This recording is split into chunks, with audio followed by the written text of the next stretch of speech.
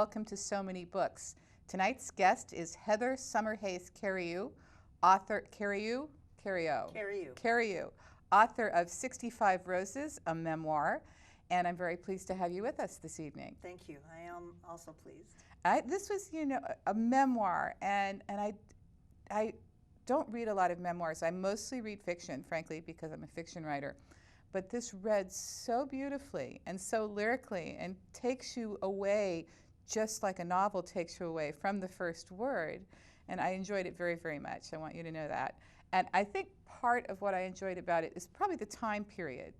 Mm-hmm. And of course, it takes place in Canada, but it wasn't the suburb that they lived in was very much like the suburb that I lived in Connecticut, and the things that they did in riding their bicycles and sitting on the Wishing Rock just sounded so much like my own childhood, and I think I appreciated it very much. But this is a very special book. 65 Roses is a very special book, and I'd like you to tell us a little bit about how this book came to be written. Well, it came to be written as a result of a request that my younger sister made to me 2 days before she died. She had been born with cystic fibrosis, and at the time she was diagnosed when she was 4. Mm-hmm. She was really given only months to live, and I was 6, and I promised that I would die with her. My mother had explained to us a little bit in ways we could understand as children what dying was, so I had promised her she wouldn't have to die alone and that I would die with her. But instead, she outlived her prognosis by many, many years, and in doing so taught me how to live. And I think that as she was dying when she was 26, she was thinking about how I was going to live on without her, because we were very, very close, particularly by the end. And this book became her gift to me, to, I think, have something to carry on with in my life. Mm-hmm. And my writing it became my gift back to her. So, and that's interesting, because when you start the book as a reader and not knowing the whole story, mm-hmm. when you begin the book, you'd have said just the opposite.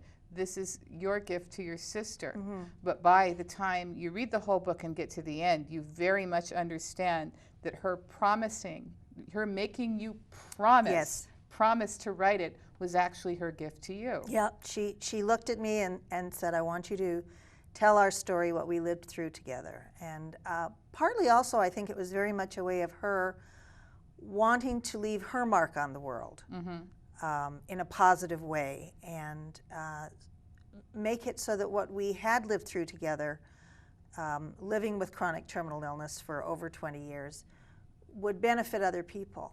Mm-hmm. And wouldn't be lost just on us.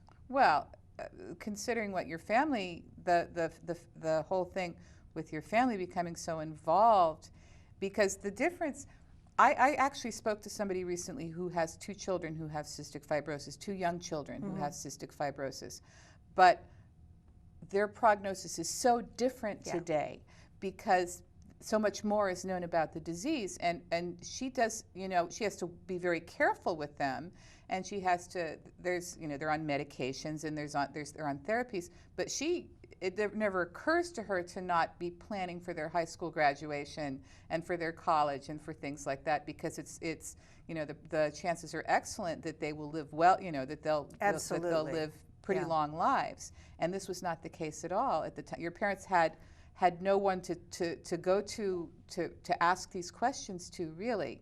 Well, it wasn't even in the 1950s and of course you talk about the neighborhood, which we all had back in the 1950s and 60s, uh-huh. that kind of, we look back on it maybe a little idyllically now, where we weren't locking our doors and the kids weren't afraid to ride around on bicycles. Right. And my parents were only in their early 20s, and at that time, cystic fibrosis really was considered a very rare disease, mm-hmm. although 10 million people in America carry the gene. So it's not that rare, but very, very little was known about it in those days. So my parents actually founded the Canadian Cystic Fibrosis Foundation at about the time that parents in the US were forming a grassroots organization as well. And for a time they worked together as these foundations were being built up, and they shared information and research. And now the average life expectancy is about 37 years. And my youngest brother, who also has CF, is 47 years old. Yeah, and the title 65 Roses is actually because your sister couldn't pronounce it when she was little. She couldn't say cystic fibrosis. So she told said, people she had I have 65 roses. Yeah. And that's actually And all the kids say that. all the kids say that now. Yeah. And some of the grown-ups too. Do say, oh yes, my kids have 65 roses. But it's not really a book per se about cystic fibrosis. It's about families, and it's about relationships, and it's about you, very much about you growing up. And that brings up an interesting point. You know, I write fiction. I've never written any nonfiction, but I interact with a lot of different writers in a lot of different genres. And one of the things that people talk about is writing a memoir and making it honest. And this, of course, I wasn't there, but this feels like a very, very honest memoir. That's what everybody says. I've heard it described as brutally honest. When I was starting out to write it, I put a quote by Virginia Woolf over my desk, which goes, "If you don't tell the truth about yourself, you can't tell it about anyone else." And I thought there were a few people I wanted to try to tell the truth about, whatever the truth is. The truth was my truth. As you perceived it. As I perceived it, and as I perceived it as a child, as a teenager, as a young woman. Also, as I perceived it as a woman in midlife, looking back on the child, the adolescent, and the young woman, and how those girls perceived the truth. Well, I don't know that it would have been possible if you were that close to it to be as honest as you were about yourself. Well, I don't know. Grace Paley says any story told twice is a fiction, and considering how many times I rewrote that.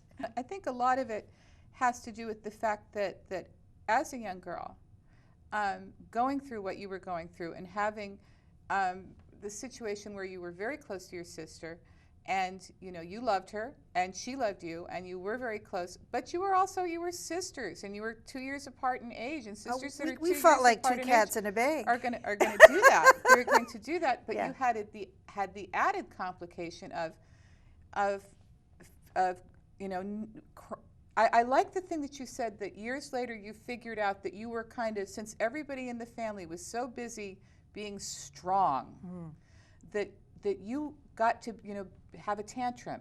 You got to behave badly. You got to get angry. And at the time, it seemed like what you were doing was just awful. You were bringing all this chaos, and everybody was trying to keep it together. And you actually broke your hand punching the wall.